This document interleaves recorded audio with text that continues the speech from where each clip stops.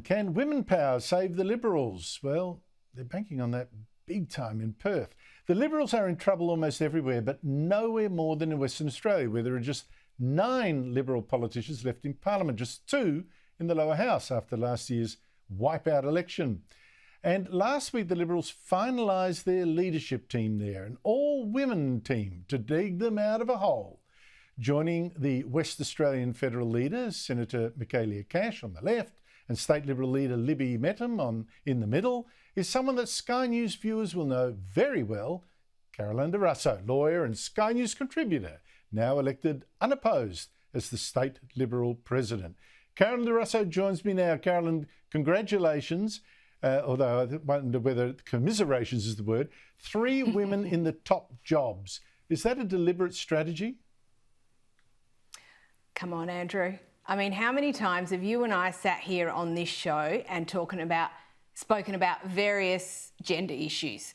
And you know I'm no fan of a quota, and you know I'm no fan of tokenism or anything of the sort. So no, the answer is no, it's not a deliberate strategy. It just turned out that way. Prior to my election, I was the senior vice president. The president resigned, the casual vacancy became available. So for me, the big driver was the huge amount of work that we'd done over the course of the last 6 months or so. And I just really want that to be converted into action because, as you said, we're in a powerless position in WA. We are not in a great position at state level. There's an awful lot of work to do. And I took the view that it wasn't the time for, a change of thinking at the top, that all the work that has been done needs to be converted. When the going gets tough, the tough get going. How will the party change, or should it change?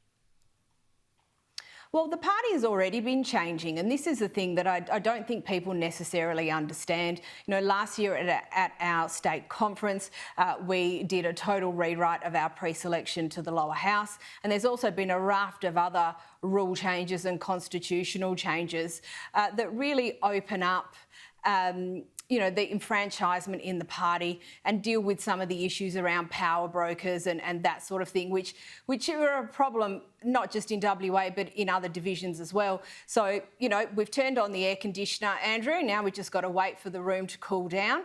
Those changes will start to have an impact over the next little while. And from a leadership point of view, I'm just incredible. I have to be outcomes focused, Andrew. I don't have the luxury of being focused any other way. As you know, I've got plenty of other stuff on my plate to do.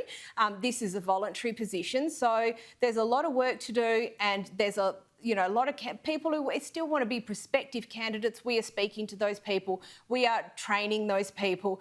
We are talking to our donors. We are engaging with the community, which has been a big thing. That's been a big bee in my bonnet, Andrew.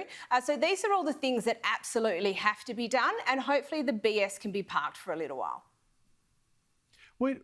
Where did the Liberals lose it, do you think? What have they got wrong that you need them to get right?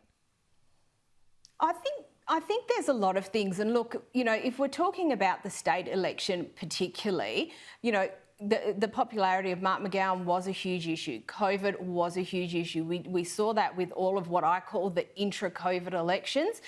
They favoured the incumbent premiers very heavily. And then on our side, I don't think that there was the robustness in the policy that needed to be there. There was a green energy policy which has been, very severely criticised. And I think that was something that, that I don't think that was necessarily the policy for the time, and I don't think it necessarily went through the consultation, particularly with the membership and the volunteers and all of that it should have. There's lots of things, but that doesn't matter, Andrew. It's irrelevant. It's in the past. You learn from those mistakes. You engage with the community. You develop better and more practical policies, and you go around again.